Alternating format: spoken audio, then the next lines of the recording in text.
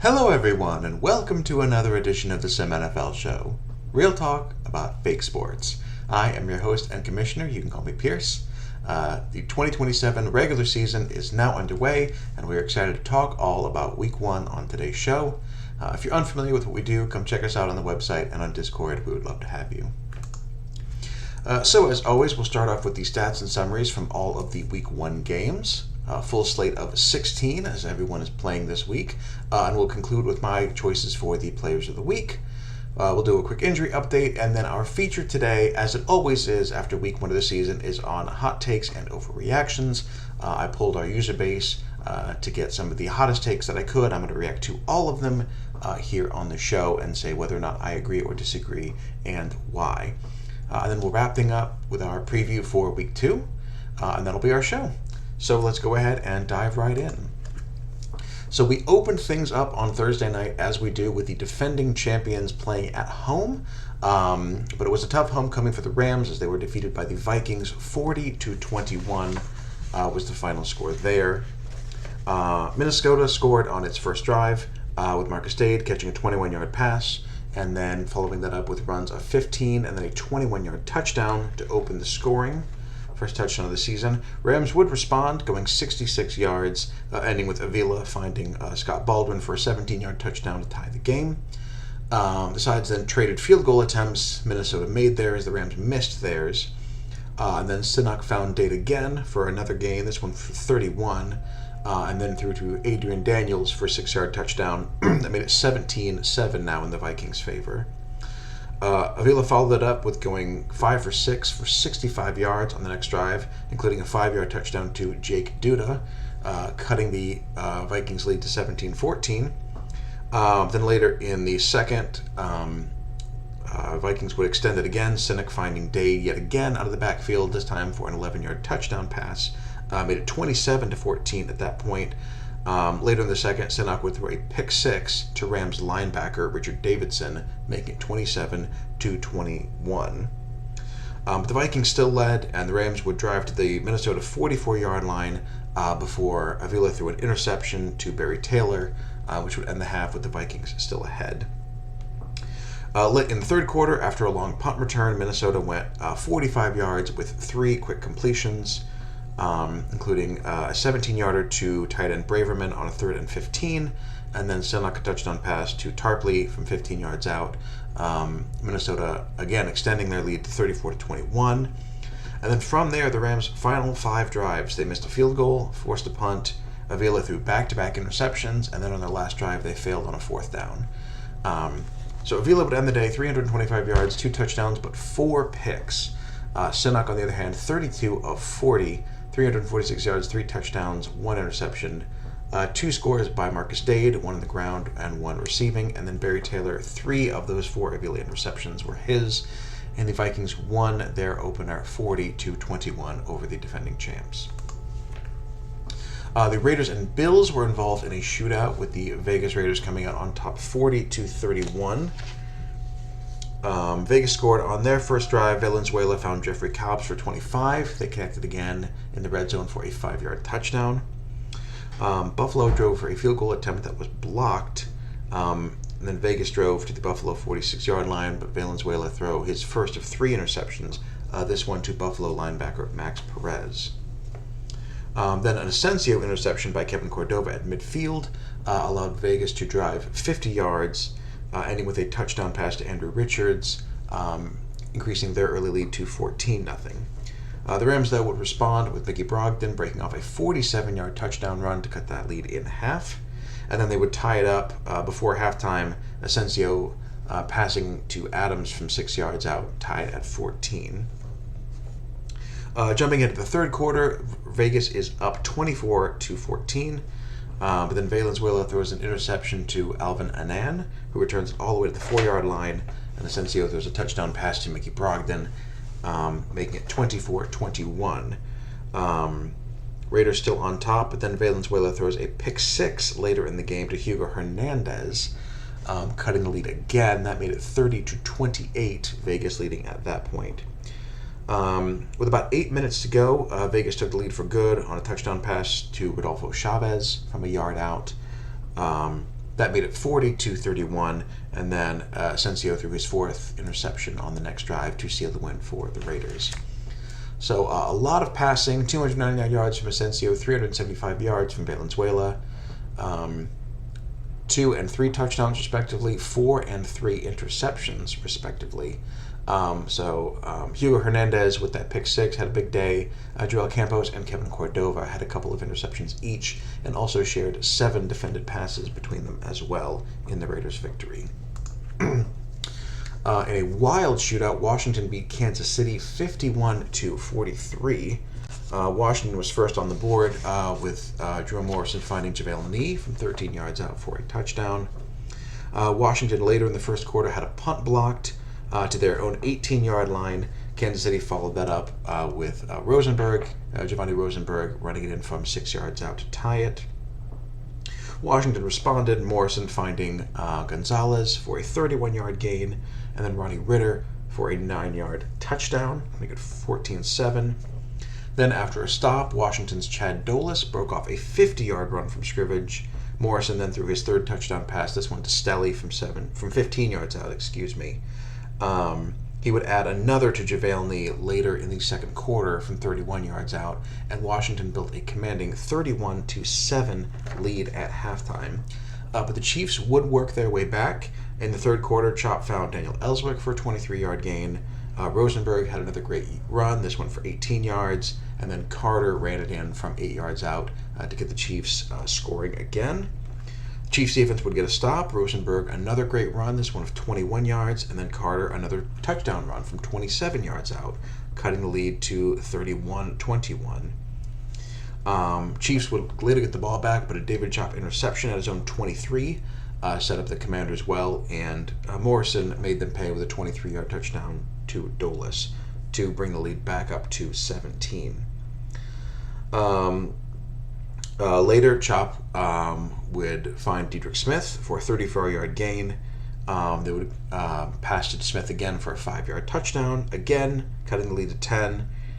But then later in the game, Washington would get 30 free yards on 2 roughing calls by the Chiefs' defense, getting them into position for Morrison to have another touchdown pass to Dolis from 8 yards out. That made it 45-28. And then with under 8 minutes to go, Morrison would throw his 7th and final touchdown pass of the game, 3 yards to Jose Malero. That made it 51-28.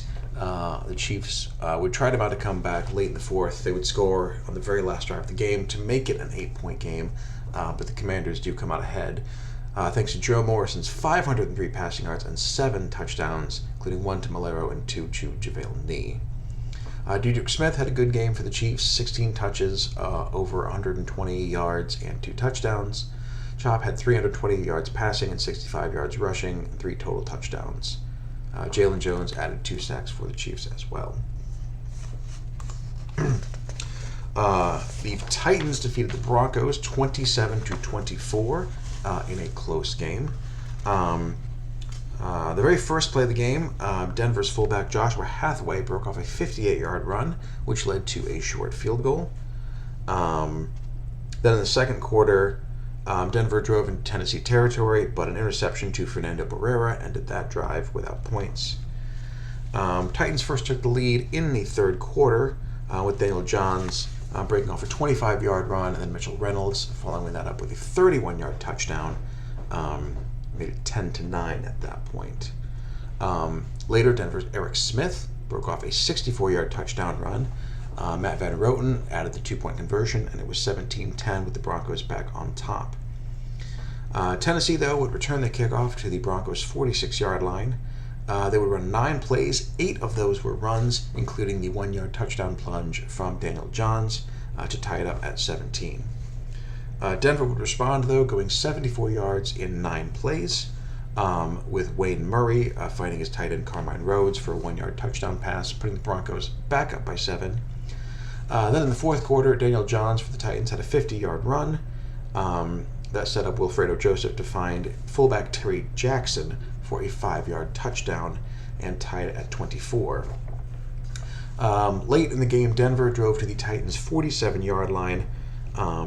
They had a fourth down with a minute 42 left. They were aggressive. They went for it. They did not get it.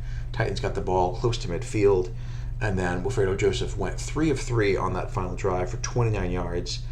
Put them in range for Richard Yob to kick a 45-yard field goal in the final seconds to break the tie and win the game for the Titans. So 27-24 is your final there. Titans yet again another 3-point victory as they were so wont to do last season. Wilfredo Joseph, only 7 completions, but 3 of them on that crucial final drive.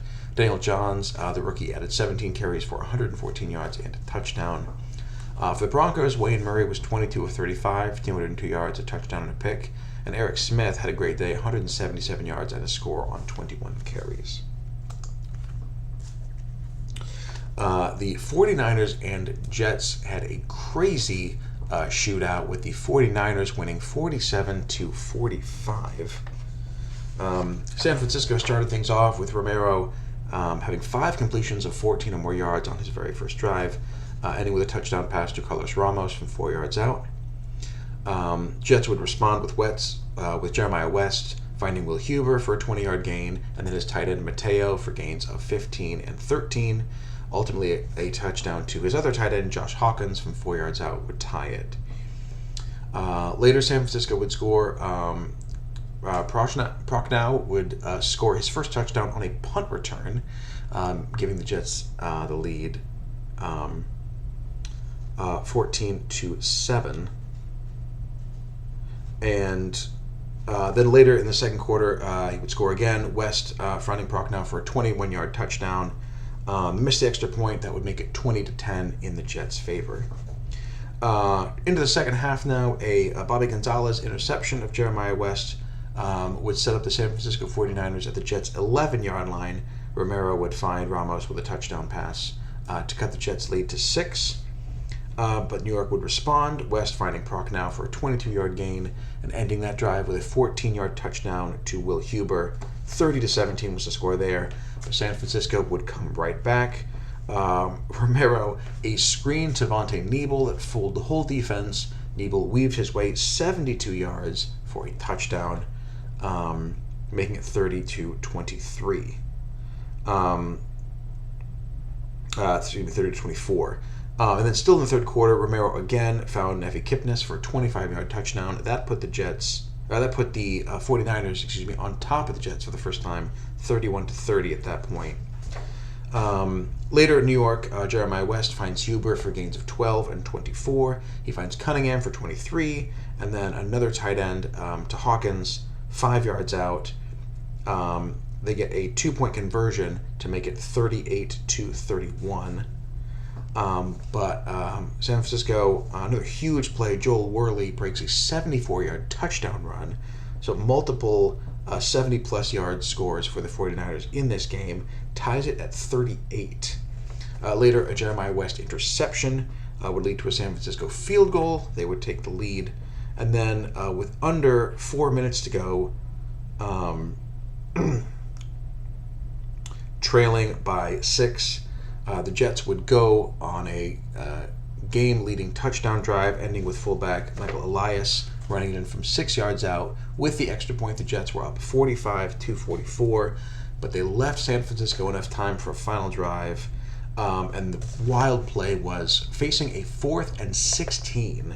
Romero threw an 18-yard completion to Fernando Thomas to convert and get the 49ers into field goal range, and they took advantage, kicking a 41-yard field goal with 55 seconds to go to take the lead. Jets would go 4 and out on their final drive, and the 49ers would win.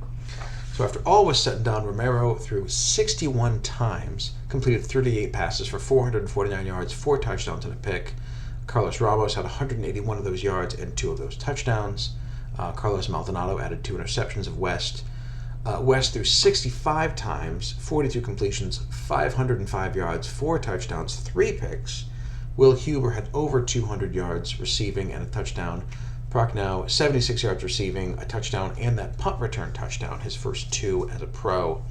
Richard Kalish led all defenders this week with 3.5 sacks. But ultimately, it was a shootout, and the 49ers came out on top by 2. And then on Sunday night, the Chargers came through in a big way, defeating the Dolphins 42-35 in another big shootout. Chargers scored on their first drive. Harrison Rodriguez, 50-yard run, set up Aguilera for a 3-yard touchdown. He would have a lot of those today. Miami would respond, Hammonds to Kenny White for a 41-yard gain, and then Hammonds to Brockers from 10 yards out for a score to tie it up. In the second quarter, for the Chargers, Garcia would fumble after a short game, and that led to a short field for Miami, and Brockers took advantage again. A 26-yard touchdown for him, already his second of the day. That put Miami up 17-7. Aguilera threw an interception to William Redmond on the next drive that led to a third Brockers touchdown and a 17-point lead for the Dolphins. But the comeback would begin in earnest in the third quarter. Down by 20, Aguilera would find Harrison Rodriguez for 41 yards on a screenplay, and then hit McGuire in the end zone for a score, made it 27-14. Defense got a stop. Chargers went 61 yards in 7 plays. Aguilera, his second touchdown run of the day, cut the lead to 27-21. They got another stop. They won another 50 yards in only 4 plays. Another Aguilera touchdown run from 6 yards out put the Chargers on top for the first time. The Chargers would then block a Dolphins punt that led to yet another Aguilera touchdown run. It was 35-27 at that point. But the Dolphins weren't done. In the fourth quarter, Hammonds found Ramirez, the tight end, returned a kickoff to the 40-yard line, and then got an additional 15 yards on a face mask call. Dolphins took advantage of the great field position, and Hammonds threw a touchdown pass to Patrick Hatley from 7 yards out, and the 2-point conversion tied it at 35. But then, with under 5 minutes to go, the Chargers defense pinned the Dolphins deep and got great field position on the ensuing punt. They ran 4 plays to gain the 43 yards they needed to get back into the end zone. Aguilera scoring his 5th rushing touchdown of the day. This one was not a designed run, it was a scramble, but he made it all the same. That made it 42-35. And then in the final minutes, though, Miami had a chance to tie. Hammonds had a great 25-yard pass to convert a 3rd and 17. Dolphins drove all the way down to the 11-yard line of the Chargers, but their last completion was stopped short at the 4-yard line, and time expired, and the Chargers escaped with the win. Dean Hammonds, 412 passing yards and 2 touchdowns. Corey Brockers, 3 total touchdowns for him on the day. Kenny White, 137 receiving yards on just 5 catches. But Aguilera, 1 passing touchdown and 5 rushing touchdowns, 139 rushing yards, 175 passing yards on 12 completions. Harrison Rodriguez added over 200 yards of offense on his 21 touches. Gabriel Campbell had a couple of sacks, and the Chargers come away with the big opening day victory over Miami. Final score is 42-35. As for the rest of the Week 1 scoreboard, Tampa Bay beat Pittsburgh 32-19. Travis Kingery had a fantastic day, 25 of 30, 221 yards passing and a touchdown, 22 rushes for 100 yards and a touchdown, no turnovers. Baltimore beat Cleveland 39-28. James Livingston had 11 yards a carry and 4 rushing touchdowns, plus 51 receiving yards. Jacksonville beat Cincinnati 40-14. Rivera was 19 of 25 for the Jaguars with 148 passing yards and 2 touchdowns. Dallas beat the Giants 42-23. Vladimir Dawson, 20 carries, 150 rushing yards, and 3 touchdowns for him. Detroit beat Atlanta 42-6. Randall Hansen, 22 of 33, 230 yards, a touchdown and a pick. Also added 107 yards rushing and 2 rushing touchdowns. Houston put up 47 on Indianapolis to win 47-24. Aaron Poole at 35, starting for the Texans, went 10 of 14 for 115 yards, but had a big day rushing, 34 carries, 222 yards, 5 rushing touchdowns. Can't believe we had 2 quarterbacks to meet that stat line this week. Philadelphia beat Chicago 34-19. Cecilio Fuentes, in his first official start as an Eagle, 22 of 34, 228 yards, 3 touchdowns. Seattle beat the Houston Texans 28-13. Clayton McGee, 21 carries, 125 yards on the day with 2 rushing touchdowns for him. Green Bay blew out Arizona 49-16. Joseph Garibay 22 of 32, 237 yards and a touchdown passing. And then on Monday night, Carolina beat New Orleans 34-14. Dakota Link in midseason form 29 of 50, 311 passing yards, 4 touchdowns, and 1 pick. And the defense of Carolina logged 8 total sacks of Okoye Landrum in the win. So, for our players of the week, we had some incredible performances, especially on the offense. Jerome Morrison with his 7 touchdown passes. Miguel Aguilera and Aaron Poole, 5 rushing touchdowns each for the quarterbacks. And James Livingston, his first official game as a pro, 14 carries, 154 yards, plus 51 receiving yards, and 4 touchdowns. The offenses were so good that Randall Hansen, with his 230 passing yards and 100 rushing yards, and Vladimir Dawson, 150 yards and 3 touchdowns, don't even get on the leaderboard. But shout out to both of them for their great days as well. As we mentioned for the Jets, Richard Kalish led everyone with 3.5 sacks. Clinton Gregerson of the Browns had 2.5 sacks, part of his 6.5 tackles for loss on the day. Barry Taylor had 3 picks for the Vikings, and Joel Campos had 2 picks and 5 pass breakups for Vegas. And Mike Presley of the Lions had 3 interceptions as well. So congratulations to all of those players being named my Week 1 Players of the Week.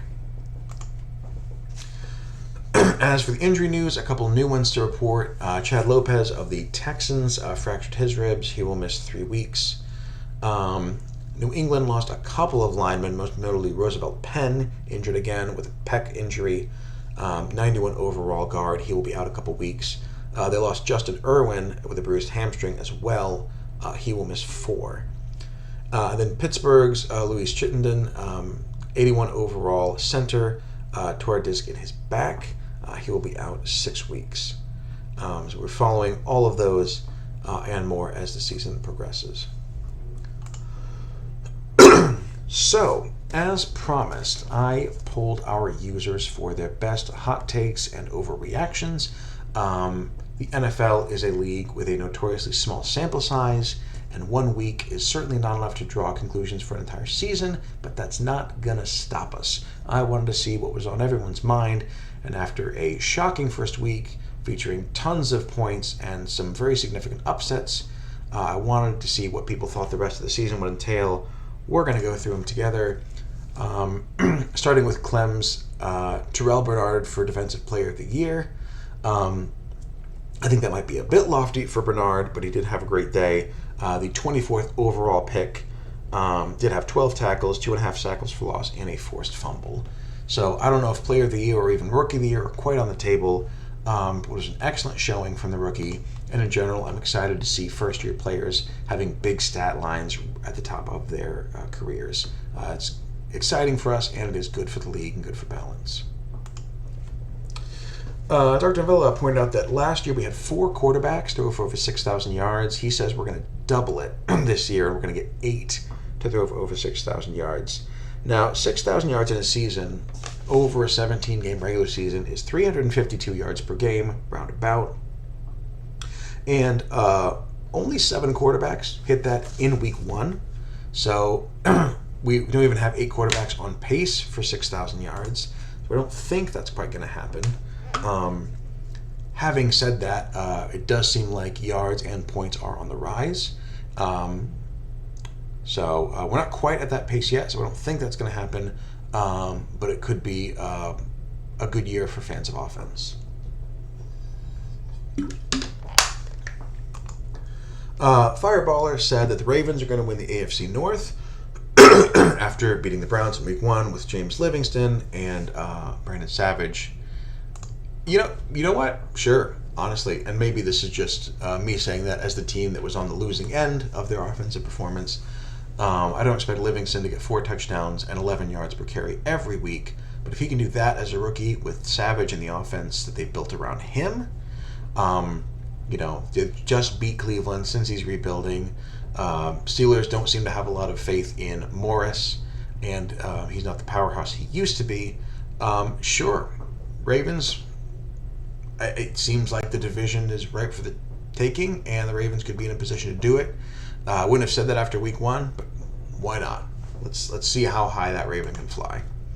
I hate that I just said that, but here we are. Dean says only one team in the West is going to make the playoffs, and it isn't Denver or Kansas City. I'm giving partial credit on that because I don't think Denver's going to make the playoffs. But I think saying Kansas City is not because, they lost by 8 points to Washington, who's a 2-time Sim Bowl winner. I think that's a bit of an overreaction. So I think the West will put multiple playoff teams in. I don't think it'll be Denver, but I think Kansas City and the LA Chargers are both in a great position to make a run for it. So partial credit for saying Denver won't make it, but everything else I think is an overreaction so far. Moving on, we got a lot of these, and I am trying to get through them all. Nemo thinks the Chicago Bears are the worst team in the league. Nemo, I understand you had a bad start. I understand you didn't like week 1, but reminder, last year you started 0-5. You were 2-7 by the time the bye week hit, and then what did you do? You rattled off 8 straight wins and got into the wild card, and then as the number 7 seed nearly beat Washington in the playoffs. So I think it's an overreaction to say that the Bears are the worst team in the league, especially when Arizona exists. But if the Bears taught us anything last year, it's that a slow start is not the end of your season. You're not even 0-5 yet, you're only 0-1. Give it some time. However, I understand the feeling as a team who lost badly in week 1. It does sting. I get it. Nuke Bomb says the 2026 QB class is going to be the greatest QB class in sim history. Now, sim history might be a long time. Going forward, it's only our 6th season. So, all of history, hard to say. But I can't deny that what the class has done already with Savage and Romero and Kingery all winning in week 1 and looking real good in just their second year, that saying this is a historic QB class is probably accurate. Even if it's just those 3, even if Oliveros can't find his standing in New England or elsewhere, those 3 have really elevated this class. I can't think of any other draft class where we got 3 starters, let alone 3 stars. You've got Asensio and Link from the very first class. Is probably maybe the only one to compete with it. But yeah, that class doesn't hold a candle to Kingery, Savage, and Romero. We will see if Richards and Howard next year does, maybe. Again, sim history could be a long time. But in the general sense of this being an incredibly good QB class last year, I do have to agree. Kirby says, by the end of the season, the top 5 rushers will all be quarterbacks. Now, I have to point out this is predicated on the fact that he said number 1 and 2, currently, the rushing leaders are quarterbacks after 1 week. However, I think Kingery is getting double counted in the stat sheet. It shows him as having rushed for 200 yards. He rushed for 100. He only played the 1 game. So I think there might be a stat glitch there. Poole is leading the way. Aaron Poole was the number 1 rusher in yards this week. But it's only 1 of 5, and I don't think the top 5 rushers are all going to be quarterbacks. Had some crazy touchdown performances, but even then, I think teams are going to have to start game plan around that. And I think at least 4 of the top 5 will be running backs when all is said and done. Also, you got to consider stamina concerns, injury concerns, things like that. There are reasons that competitive teams won't just want to have their quarterback taking all these snaps, development or otherwise. So, Sweetie says neither of the conference favorites win the Super Bowl. That's Miami and Carolina. Those are certainly my top 2 teams. Now, this is interesting because what Sweezy has essentially offered me is a bet. One team or the field. And so one team in the conference versus the field of 15, and then one team in the other conference versus the field of 15. So I think Miami and Carolina are both in a great place to compete. But from a purely statistical standpoint, saying this one team will win or any of the other teams will win the conference is a safe bet to take. Also, again, not to ruffle any feathers, Miami and Carolina have not made a Sim Bowl appearance yet. So, 2 teams that have not won their conference championships will also not win their conference championships. Someone else will? Sure. I don't know that that's the hottest of takes, even if they're ranked 1 and 2 in my preseason poll, but I do tend to agree Again, mostly because it's easier to bet the field than on one team. Jimbo, Carolina's defense leads the league in sacks, and every D-line starter has 10 or more. So last season, if you looked at Stokes, Gresham, Suarez, and Barrera, so first they started off the season with 8 combined sacks, 2.5, 2, and 1.5. But then just looking at last year, not respectively, their total sacks were 15, 13, 8, and 7. So they were pretty close to that last year, and I think the D-line pass rush has gotten a boost with the sim engine changes we made. So I don't think this is an overreaction. I think that monster defensive line could absolutely help the defense lead the league in sacks. And I think any or all of them could get to 10 because who do you stop? Where do you put your best pass blockers? The other guy could get through. So yeah, wild as it is to say, having 4 defensive line starters with 10 or more, I think it's possible. So sure, let's. I don't think it's an overreaction based on what happened week 1. Now they're not going to be facing Okoye Landrum every week. Landrum took 48 sacks last year. That's a lot. You're not only going to be facing pocket guys, but they are going to feast when they do. Sagebo says the NFC North hype is a fluke. The conference still runs through the East. And that was given as a hot take, and we also received Bellwood's hot take, which is the NFC East hype is a fluke. Conference still runs through the North. I debated on what to do with both of these, especially together. So I'm going to say I'm going to disagree with both of them based on the fact that they say the hype is a fluke. I think the East and the North are both incredibly strong divisions. Both have, I think, 2 of the top 8 teams in my preseason rankings. I think the North has a great race between the Packers and the Lions, but the Vikings are no fluke. They showed that against the Rams, and the Bears, again, struggled last year and then got hot, and then no one wanted to play the Bears in the latter half of the season. So that's a full division right there. And then the East, you've still got the Commanders. That window I don't think has closed yet. Maybe it's not as wide open as it used to be. I think Dallas is coming on very strong. I think Philadelphia is going to be better than they were last year. So that's 3 very strong teams. So, I mean, if I had to pick one or the other for the conference to go through, I would pick the North. At least in the definition of the best division. If you're talking about who is going to be the top seed, it depends on how you define the conference runs through that group, right? Is it best division? Is it who's going to be the top seed? I don't know. But I'm gonna say I disagree that the hype is a fluke. I think both those divisions are very, very good, and they're going to cause a lot of problems for anyone that they play against. Subsequent says Carolina loses in the first round of the playoffs. Again, I debate that that's a hot take because they did last year, but I also think because the North and the East are such incredibly strong divisions, and because the Rams might be falling off in the West, I think Carolina might not even play in the first round of the playoffs. I think they could have the best regular season record. So I'm going to disagree because I don't think they'll even have to play in the first round. And I know previously I disagreed with Sweezy's take about them not... Miami or Carolina won't win the conference championship. Again, that was more about betting a field versus one team.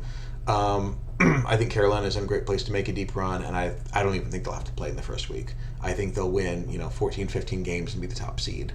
What they do from there, we shall see. But I think they'll have a home game in the second round at the start of the postseason. Titans make the AFC Championship game by handing the ball off good. Sorry, Sarge, I had to cut off the last bit of that there. I don't have the Titans making the AFC Championship game.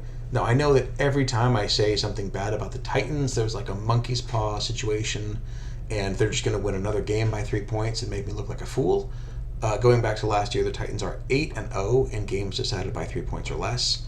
That is completely ridiculous. They did it again against the Broncos.